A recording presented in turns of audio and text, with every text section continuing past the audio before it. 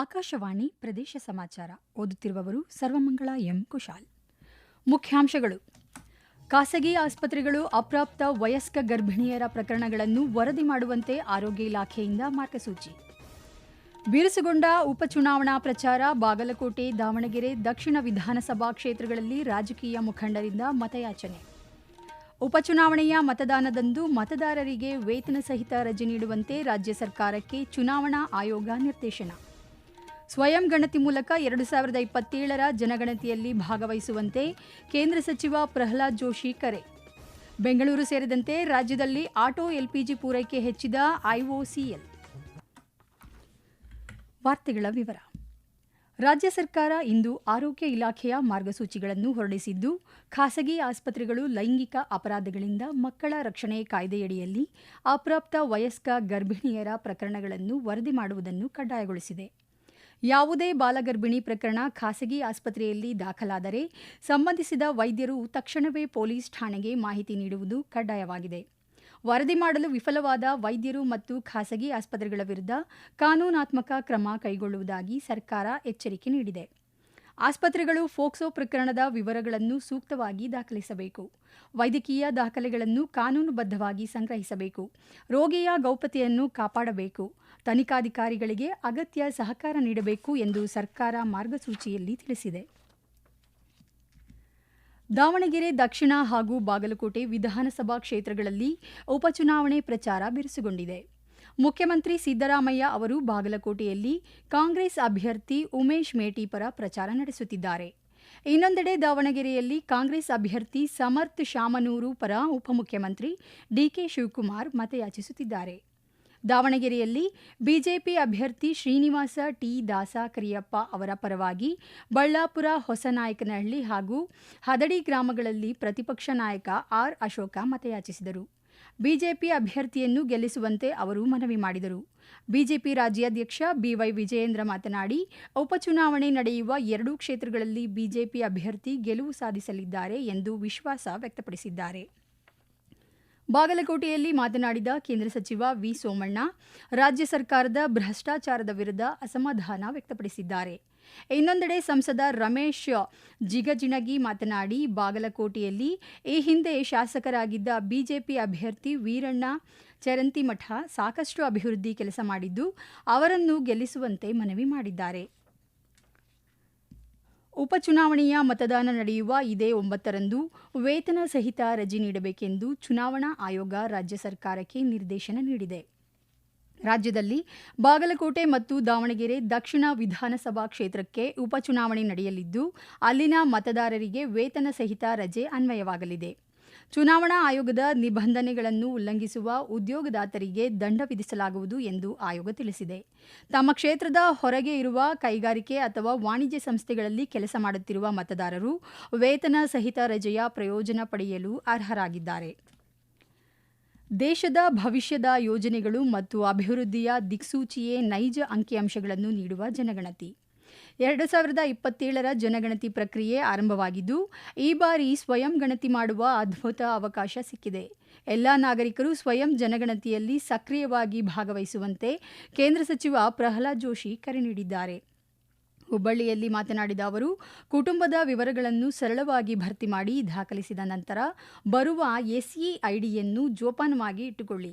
ನಂತರ ಗಣತಿದಾರರು ಮನೆಗೆ ಬಂದಾಗ ನೀವು ಈ ಎಸ್ಇಐಡಿ ನೀಡುವ ಮೂಲಕ ಸುಭದ್ರ ಭಾರತದ ನಿರ್ಮಾಣಕ್ಕೆ ಕೈಜೋಡಿಸಿ ಎಂದು ತಿಳಿಸಿದ್ದಾರೆ. 2027ರ ಜನಗಣತಿ ಪ್ರಕ್ರಿಯೆ ಈಗ ಆರಂಭವಾಗಿದ್ದು, ನಮ್ಮ ಪ್ರಧಾನ ಮಂತ್ರಿಗಳ ಡಿಜಿಟಲ್ ಇಂಡಿಯಾ ಕನಸಿನಂತೆ ಈ ಬಾರಿ ನಮಗೆ ಸ್ವಯಂ ಗಣತಿ ಸೆಲ್ಫ್ ಎನ್ಯುಮರೇಷನ್ ಮಾಡುವ ಅದ್ಭುತವಾದಂತಹ ಒಂದು ಅವಕಾಶ ಸಿಕ್ಕಿದೆ. ನಾನು ಈಗಾಗಲೇ ಆನ್ಲೈನ್ ಮೂಲಕ ಅತ್ಯಂತ ಸುಲಭವಾಗಿ ಮತ್ತು ಸುರಕ್ಷಿತವಾಗಿ ನನ್ನ ಮತ್ತು ನನ್ನ ಕುಟುಂಬದ ವಿವರಗಳನ್ನು ದಾಖಲಿಸಿದ್ದೇನೆ. ಇದು ಕೇವಲ ಅಂಕಿ ಅಂಶಗಳಲ್ಲ, ನಮ್ಮ ದೇಶದ ಪ್ರಗತಿಯಲ್ಲಿ ನಾವು ನೀಡುವ ಅಳಿಲು ಸೇವೆ. ಪ್ರದೇಶ ಸಮಾಚಾರ ಕೇಳುತ್ತಿದ್ದೀರಿ.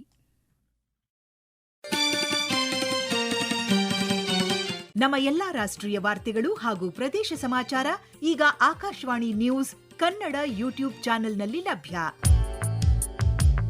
ನಮ್ಮ ಎಕ್ಸ್ ಖಾತೆ ಮತ್ತು ಇನ್ಸ್ಟಾಗ್ರಾಂ ಖಾತೆ Akashvani news Kannada.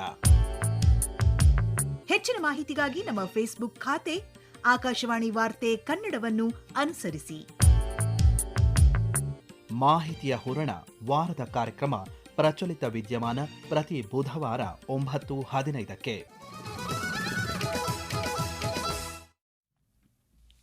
Indian oil corporation limited IOCL ರಾಜ್ಯಾದ್ಯಂತ ಆಟೋ ಎಲ್ಪಿಜಿ ಪೂರೈಕೆಯನ್ನು ಹೆಚ್ಚಿಸಿದೆ. ಬೆಂಗಳೂರು ಮತ್ತು ರಾಜ್ಯದ ಇತರ ಭಾಗಗಳಲ್ಲಿನ ಹಲವಾರು ಖಾಸಗಿ ಆಟೋ ಎಲ್ಪಿಜಿ ಕೇಂದ್ರಗಳನ್ನು ಮುಚ್ಚಿದ ಹಾಗೂ ಭಾಗಶಃ ಸ್ಥಗಿತಗೊಳಿಸಿದ ನಂತರ ಪೂರೈಕೆ ಸರಪಳಿಯನ್ನು ಹೆಚ್ಚಿಸಿದೆ. ಇಂಡಿಯನ್ ಆಯಿಲ್ ಪ್ರಸ್ತುತ ರಾಜ್ಯದಲ್ಲಿ 55 ಆಟೋ ಎಲ್ಪಿಜಿ ವಿತರಣಾ ಕೇಂದ್ರಗಳ ಮೂಲಕ ಆಟೋ ರಿಕ್ಷಾಗಳ ಮತ್ತು ಎಲ್ಪಿಜಿ ಚಾಲಿತ ಕಾರುಗಳ ಇಂಧನ ಅಗತ್ಯಗಳನ್ನು ಪೂರೈಸುತ್ತಿದೆ. ರಾಜ್ಯದಲ್ಲಿ ಇಂಡಿಯನ್ ಆಯಿಲ್ ಎಎಲ್ಡಿಎಸ್ ಸರಾಸರಿ ದೈನಂದಿನ ಮಾರಾಟವು ಹಿಂದಿನ 3 ತಿಂಗಳ ಸರಾಸರಿ 43.4 ಮೆಟ್ರಿಕ್ ಟನ್ಗೆ ಹೋಲಿಸಿದರೆ 59.53 ಮೆಟ್ರಿಕ್ ಟನ್ಗೆ ಏರಿಕೆಯಾಗಿದೆ. ಇದು ಗ್ರಾಹಕರ ಬೇಡಿಕೆಯಲ್ಲಿ ಗಮನಾರ್ಹ ಹೆಚ್ಚಳವನ್ನು ಸೂಚಿಸಿದೆ. ರಾಜ್ಯಾದ್ಯಂತ ಇಂದು ಗುಡ್ ಫ್ರೈಡೆ ಹಿನ್ನೆಲೆಯಲ್ಲಿ ಚರ್ಚ್ಗಳಲ್ಲಿ ವಿಶೇಷ ಪ್ರಾರ್ಥನೆ ನಡೆಯುತ್ತಿದೆ. ಬೆಂಗಳೂರು ಗ್ರಾಮಾಂತರ ಜಿಲ್ಲೆಯ ದೊಡ್ಡಬಳ್ಳಾಪುರ, ದೇವನಹಳ್ಳಿ, ಹೊಸಕೋಟೆ ಹಾಗೂ ನೆಲಮಂಗಲದ ಚರ್ಚ್ಗಳಲ್ಲಿ ವಿಶೇಷ ಪ್ರಾರ್ಥನೆ ನಡೆಯಿತು. ಏಸುಕ್ರಿಸ್ತನನ್ನು ಶಿಲುಬೆಗೇರಿಸಿದ ದಿನವಾದ ಇಂದು ಕ್ರಿಸ್ತನ ತ್ಯಾಗವನ್ನು ಸ್ಮರಿಸುವ ಹಿನ್ನೆಲೆಯಲ್ಲಿ ಶುಭ ಶುಕ್ರವಾರ ದಿನವನ್ನಾಗಿ ಕ್ರೈಸ್ತ ಬಾಂಧವರು ಶ್ರದ್ಧಾ ಭಕ್ತಿಗಳಿಂದ ಆಚರಿಸಿದರು. ಕೋಲಾರ ಜಿಲ್ಲೆಯ ಚರ್ಚ್ಗಳಲ್ಲಿ ಕ್ರೈಸ್ತ ಬಾಂಧವರು ವಿಶೇಷ ಪ್ರಾರ್ಥನೆ ಸಲ್ಲಿಸಿದರು. ಮೆಕ್ಕೆ ಸರ್ಕಲ್ನಲ್ಲಿರುವ heart of Mary church, Methodist church, immaculate heart of Mary ಚರ್ಚ್ಗಳಲ್ಲಿ ಏಸುಕ್ರಿಸ್ತನ ತ್ಯಾಗ ಬಲಿದಾನವನ್ನು ಸ್ಮರಿಸಿದರು. ಶಿವಮೊಗ್ಗ, ದಕ್ಷಿಣ ಕನ್ನಡ, ಉಡುಪಿ ಹಾಗೂ ಬೆಂಗಳೂರಿನಲ್ಲಿ ಕ್ರೈಸ್ತ ಬಾಂಧವರು ಚರ್ಚ್ಗಳಲ್ಲಿ ವಿಶೇಷ ಪ್ರಾರ್ಥನೆ ಸಲ್ಲಿಸಿದರು. ಗೃಹ ಸಚಿವ ಅಮಿತ್ ಶಾ ನಾಳೆ ರಾಜ್ಯಕ್ಕೆ ಭೇಟಿ ನೀಡಲಿದ್ದಾರೆ. ಬೆಳಿಗ್ಗೆ ಬೆಂಗಳೂರಿನಲ್ಲಿ ಬಿಜೆಪಿ ಕಾರ್ಯಕರ್ತರನ್ನು ಉದ್ದೇಶಿಸಿ ಅವರು ಮಾತನಾಡಲಿದ್ದಾರೆ. ಬಳಿಕ ಬೆಂಗಳೂರು ಗ್ರಾಮೀಣ ಲೋಕಸಭಾ ಕ್ಷೇತ್ರದ ಚನ್ನಪಟ್ಟಣದಲ್ಲಿ ರೋಡ್ ಶೋ ನಡೆಸಲಿದ್ದಾರೆ. 5 ಲೋಕಸಭಾ ಕ್ಷೇತ್ರಗಳ ಪಕ್ಷದ ಕಾರ್ಯಕರ್ತರನ್ನು ಉದ್ದೇಶಿಸಿ ಅಮಿತ್ ಶಾ ಮಾತನಾಡಲಿದ್ದಾರೆ ಎಂದು ಬಿಜೆಪಿ ರಾಜ್ಯ ಪ್ರಧಾನ ಕಾರ್ಯದರ್ಶಿ ವಿ ಸುನೀಲ್ ಕುಮಾರ್ ಮಾಹಿತಿ ನೀಡಿದ್ದಾರೆ. ರಾಜ್ಯದ ದಾವಣಗೆರೆ ದಕ್ಷಿಣ ಹಾಗೂ ಬಾಗಲಕೋಟೆ ವಿಧಾನಸಭಾ ಕ್ಷೇತ್ರಕ್ಕೆ ಉಪಚುನಾವಣೆ ಘೋಷಣೆಯಾಗಿದ್ದು, ಏಪ್ರಿಲ್ 9ರಂದು ಮತದಾನ ನಡೆಯಲಿದೆ. ಮೇ 4ರಂದು ಮತ ಎಣಿಕೆ ನಡೆಯಲಿದೆ. 2 ವಿಧಾನಸಭಾ ಕ್ಷೇತ್ರಗಳ ಸಮಗ್ರ ಚಿತ್ರಣ ಒದಗಿಸುವ ಮತಕ್ಷೇತ್ರ ದರ್ಶನದ ಮಾಹಿತಿಯನ್ನು ಬೆಂಗಳೂರು ಆಕಾಶವಾಣಿ ಪ್ರಾದೇಶಿಕ ಸುದ್ದಿ ವಿಭಾಗ ಪ್ರಸ್ತುತಪಡಿಸುತ್ತಿದೆ. ಈಗ ಬಾಗಲಕೋಟೆ ವಿಧಾನಸಭಾ ಕ್ಷೇತ್ರ ಮತಕ್ಷೇತ್ರ ದರ್ಶನ. ವರದಿ ಪರಶುರಾಮ್ ಪೇಟಕರ್.